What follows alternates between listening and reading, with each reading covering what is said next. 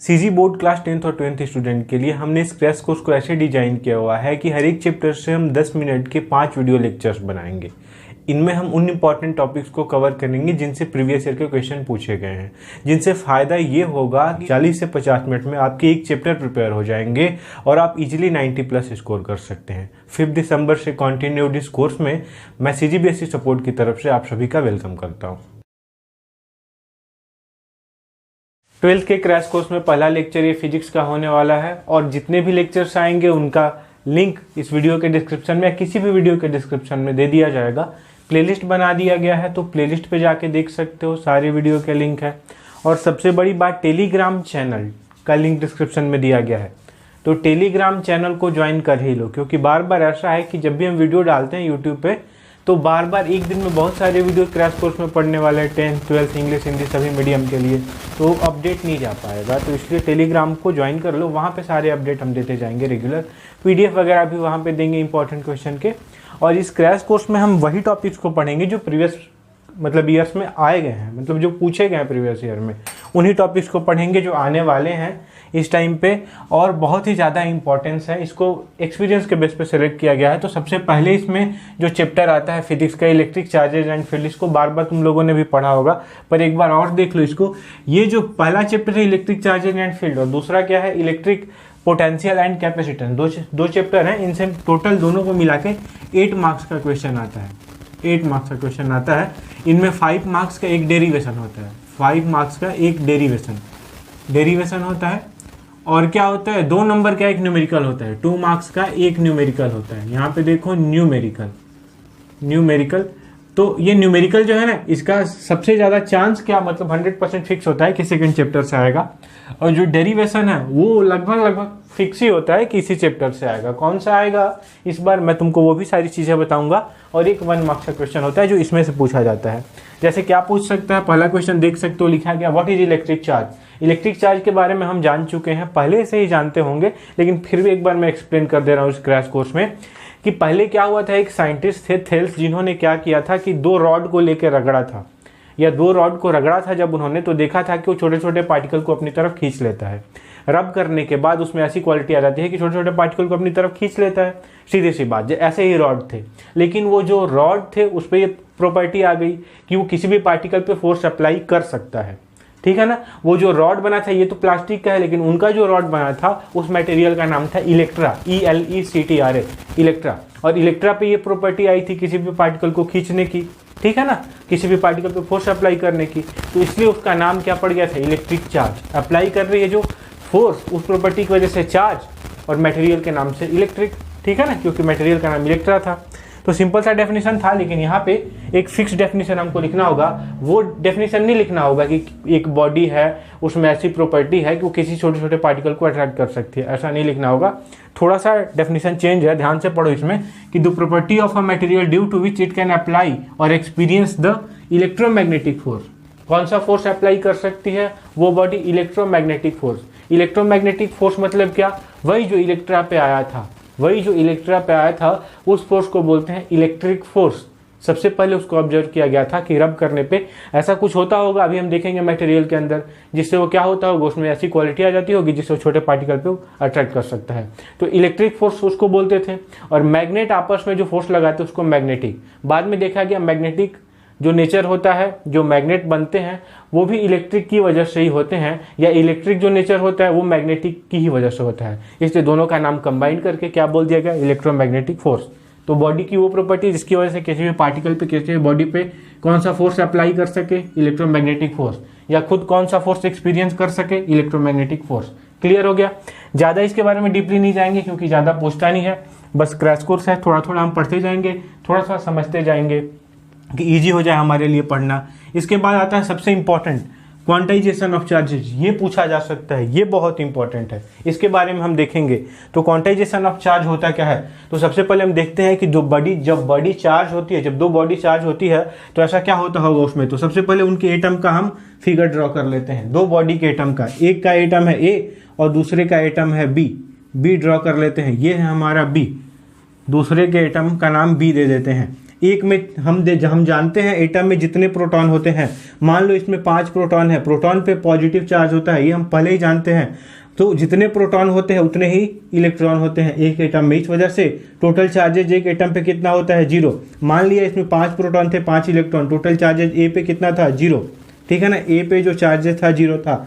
B पे देखो, B पे हमने बोल दिया 4 प्रोटॉन थे 4 इलेक्ट्रॉन होंगे, इसलिए इस पे भी चार्जेस कितना था, बी वाले पे भी 0। लेकिन जैसे ही दो बॉडी की रबिंग हुई, इसका एक इलेक्ट्रॉन टूट के, इसका एक इलेक्ट्रॉन टूट के इस पे चलाया, बी का एक इलेक्ट्रॉन टूट के इस पे चलाया। अब क्या हुआ होगा, इस पे प्रोटॉन तो बीच में है, प्रोटॉन टूट के नहीं जाता, इसका भी प्रोटॉन टूट के नहीं जाएगा, बाहर ही इलेक्ट्रॉन घूमते रहते हैं, वो टूट के जाते हैं। तो रब करने से इसके बाहर वाला इलेक्ट्रॉन जो यहाँ पे बैठा था टूट के यहाँ पे चला आया।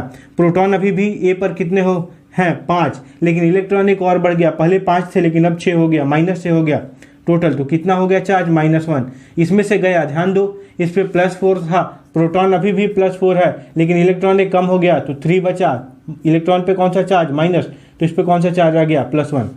तो होता क्या है कि जब भी रबिंग होती है तो इलेक्ट्रॉन ट्रांसफर होता है, और इलेक्ट्रॉन ट्रांसफर होने से जो नंबर ऑफ प्रोटॉन इलेक्ट्रॉन है, जो पहले से 0 होते थे, आपस में एक दूसरे के इक्वल होते थे, वो चेंज हो जाता है और बॉडी पे क्या हो जाता है, बॉडी पे चार्ज आ जाता है। चार्ज आने का सबसे बेसिक रीजन यही है। तो देखो ध्यान दो कि क्वांटाइजेशन ऑफ चार्ज किसको बोलते हैं। अब ध्यान दो, एक बॉडी को हमको चार्ज देना है तो सबसे छोटी चीज़ क्या है, इलेक्ट्रॉन। इलेक्ट्रॉन को हम दे सकते हैं एक बॉडी से निकाल के दूसरी बॉडी पे। तो इलेक्ट्रॉन पे कितना चार्ज होता है, मैं तुमको यहाँ पे लिख के दिखाता हूँ, 1.6 × 10⁻⁻19 कूलम।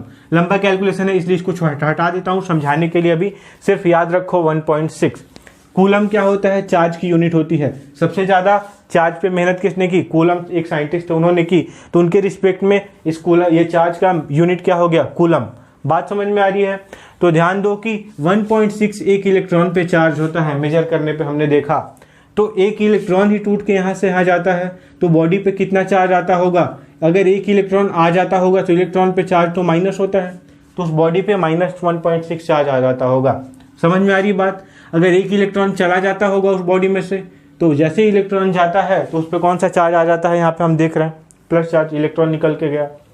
अच्छा, अब देखो एक इलेक्ट्रॉन आ जा सकता है, 2 इलेक्ट्रॉन आ जा सकता है कि नहीं, 2 इलेक्ट्रॉन टूट के बिल्कुल जा सकता है। कितना चार्ज हो जाएगा, 3.2। 3 इलेक्ट्रॉन जा सकता है कि नहीं, जा सकता है, तो ये कितना हो जाएगा, 4.8। अच्छा, अब ये बताओ एक बॉडी पे चार्ज कितना आ सकता है, 1.6। कितना चार्ज हो सकता है, 3.2, और कितना चार्ज हो सकता है, 4.8।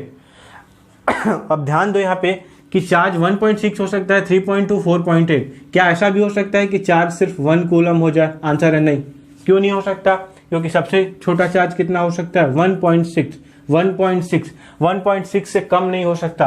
तो क्या 1.6 से ज़्यादा 2 हो सकता है, आंसर है नहीं, 2 भी नहीं हो सकता, क्योंकि 1.6 होगा, उसके बाद 2 इलेक्ट्रॉन हो जाएंगे, 3.2। इलेक्ट्रॉन को काट नहीं सकते, इसलिए चार्ज और छोटा नहीं हो सकता।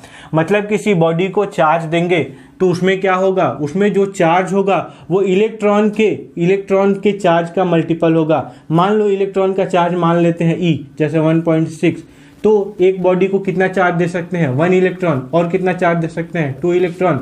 समझ में आ रही बात। या दे सकते हैं 3 इलेक्ट्रॉन, या अगर n माने नंबर ऑफ इलेक्ट्रॉन तो n × E इलेक्ट्रॉन दे सकते हैं, और ये बॉडी पे, किसी भी बॉडी पे चार्ज दे सकते हैं।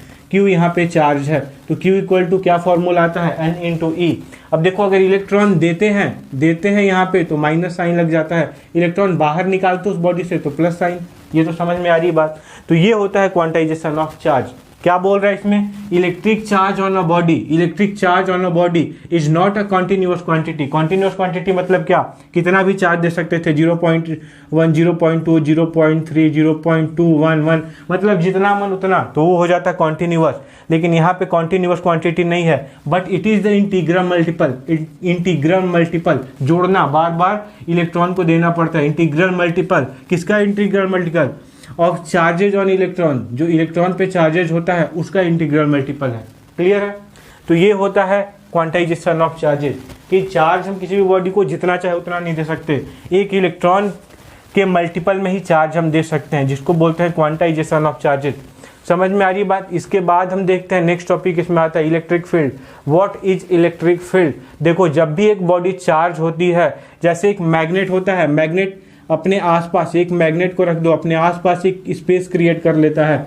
अगर इसमें कोई दूसरी चीज़ लाई जाती है तो ये उस पर फोर्स अप्लाई कर सकता है, या उस अगर दूसरे मैग्नेट को लाया जाता है तो ये उसका फोर्स एक्सपीरियंस कर सकता है। सेम इसी तरह से एक कोई भी चार्ज बॉडी है जिसको रब किया गया है और कहीं पे भी रखते हो, एक चार्ज बॉडी को, अगर मान लो एक बॉडी को तुमने चार्ज किया और उसको रख दिया कहीं पे, तो वो अपने आसपास एक स्पेस क्रिएट कर लेती है और उस स्पेस को ही बोलते हैं इलेक्ट्रिक फील्ड। जैसे एक बॉडी है, एक रॉड है, उसको रख दिया यहाँ पे तो इसके आसपास चारों ओर ये एक स्पेस क्रिएट कर लिया।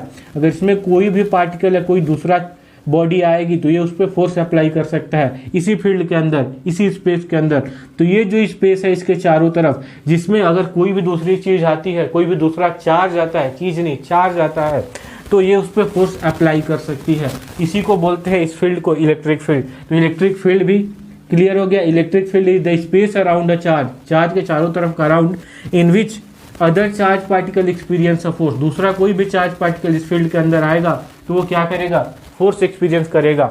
समझ में आ रही है बात? जैसे गैंग होते हैं ना छोटे छोटे बच्चों के, तुम लोग स्कूल में निकलते हो तो, और अगर कोई उस गैंग का एक इलाका होता है, उसमें कोई दूसरा गैंग वाला आता है तो उस पर फोर्स अप्लाई करता है। अगर वो उसको ये करता है, चाहता है उस गैंग वाले के किसी आदमी को, तो अंदर ले लेता है, अगर उससे दुश्मनी होती है तो बाहर फेंक देता है। तो सेम इसी तरह से ये चार्ज करते हैं, अपना फील्ड क्रिएट कर लेते हैं। सेम चार्जेज होंगे रिपेल कर देंगे, अलग अलग अपोजिट चार्जेज होंगे अट्रैक्ट कर लेंगे, ऐसा। अब देखो electric field intensity, electric field से इसकी इंटेंसिटी बनी कैसे, इसको समझो ध्यान से।